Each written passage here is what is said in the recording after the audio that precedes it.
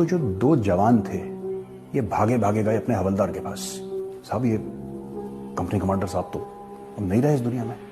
उस हवलदार को खुद गोलियां लगी थी और अपनी आखिरी सांस लेते हुए उस हवलदार ने सिर्फ एक बात बोली, बेटा कंपनी कमांडर साहब की लाश दुश्मन के हाथ में नहीं पड़नी चाहिए।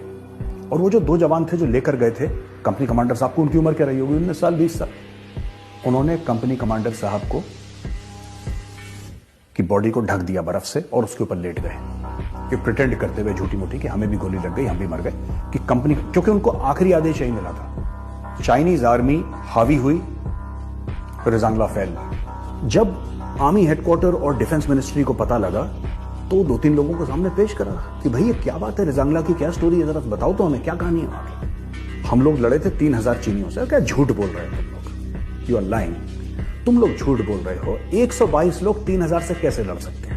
कि नहीं साहब हम लड़े थे, हम विश्वास नहीं करते, तुम्हारा कोर्ट मार्शल हो जाएगा, तुम्हें जेल में डाल दिया जाएगा, झूठ बोल रहे हो तुम लोग, यू आर लाइंग। और फौजी को कभी झूठ नहीं बोलना चाहिए, तुम लोग झूठे हो। कि नहीं साहब हम झूठ नहीं बोल रहे, हम लड़े थे वो लड़ाई इसलिए हम कह रहे हैं। ये गए वहां पे रेजांगला फरवरी या मार्च में गए होंगे 1963, 2-3 महीने के बाद जब बर्फ थोड़ी गिरना थम गई और it was possible to reach Rezang La, तब ये पहुंचे वहां पे।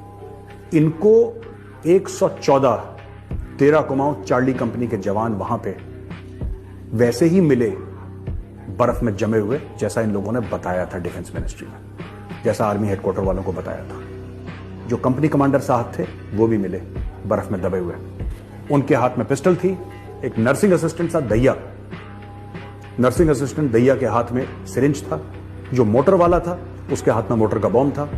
सब लोग राइफल समेत थे, उनके आसपास उनके हथियार पड़े थे, खाली खोखे पड़े थे। सिर्फ 114 हमारे जवान जो वीर गति को प्राप्त हुए वो नहीं मिले, वहां पे 1300 मरे हुए चाइनीज फौजी भी मिले। 122 ने 1300 चाइनीज ठोक दिए वहां पे।